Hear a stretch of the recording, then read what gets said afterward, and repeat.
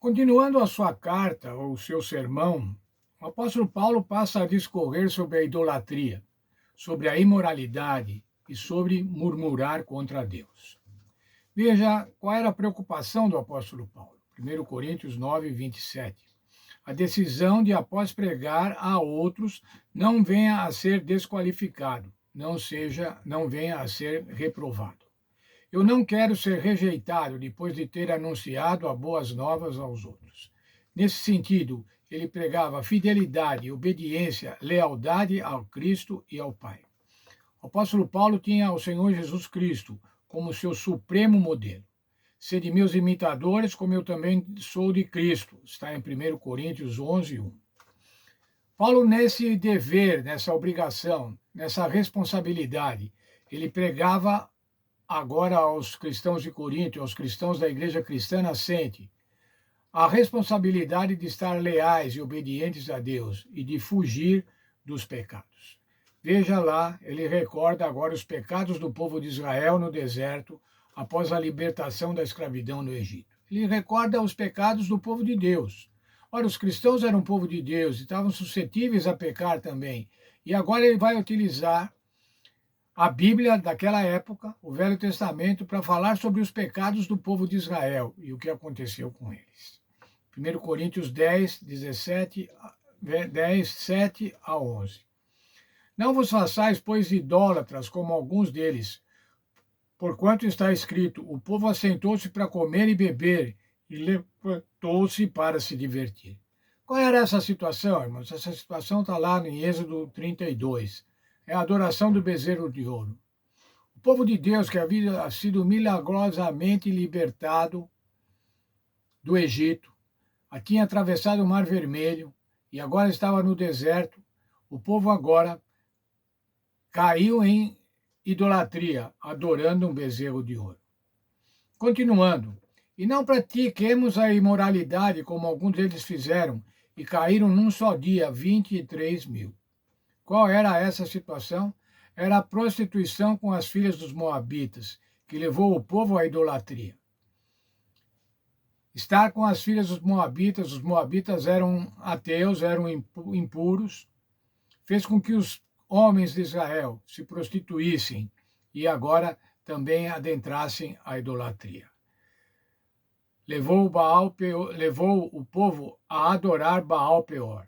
Nessa época caíram 24 mil mortos. Verso 9. Não ponhamos o Senhor à prova, como alguns deles já fizeram, e pereceram pelas mordeduras das serpentes. O povo se tornou impaciente, falou contra Deus, falou contra Moisés, e agora então uma praga fez com que, as serpentes, a mordedura das serpentes, fez com que morreram muitos deles. Verso 10, não murmureis, como alguns deles murmuraram e foram destruídos pelo exterminador. Não reclame contra Deus. Não reclamem contra Deus e contra Moisés, era o que estava escrito. Devido à execução de Corá e seu grupo dissidente, houve uma praga e 14.700 foram mortos. Quais eram os conselhos de Paulo? Lembrem agora do passado do povo, lembrem do passado do povo judeu, do nosso povo.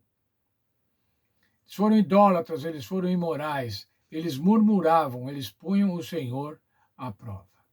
Reclamavam contra Deus. Estavam sendo libertos pelo Senhor Deus sob a liderança de Moisés e continuavam reclamando de Moisés e do Senhor Deus. Mas por que é que isso está na Bíblia, irmãos? Por que o apóstolo Paulo recordou? Veja o verso 11. Estas coisas lhe sobrevieram como exemplos e foram escritas para advertência nossa, de nós outros, sobre quem os fins dos séculos têm chegado. O apóstolo Paulo estava falando que aquele povo do primeiro século estava no fim dos séculos, estava no fim dos tempos. Já se passaram 20 séculos a mais, nós estamos muito mais perto do final dos tempos. Essa era uma advertência para os cristãos daquela época, mas é uma advertência para os cristãos de todas as épocas. Era uma advertência para Israel, mas é uma advertência para a igreja cristã. Em 1 Coríntios 10, de 1 a 5, Paulo faz alusão à história do povo de Deus no deserto. A referência da nuvem e ao mar traz memória direção, presença e proteção divinas. Por sua vez, o alimento e a bebida representam a provisão de Deus. O apóstolo descreve a experiência de Israel na nuvem e no mar como um batismo comparável ao batismo cristão.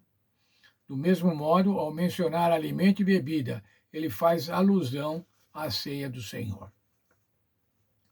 1 Coríntios 10 ensina que, em certo sentido, os cristãos estão vivendo as mesmas experiências que Israel passou. Paulo recordou a história de Israel porque não queria que ela se repetisse. Apesar de tantos privilégios, muitos desejaram coisas más, como idolatria e imoralidade sexual. Não é admirar que Deus não se agradou da maioria deles. O anti-exemplo de Israel.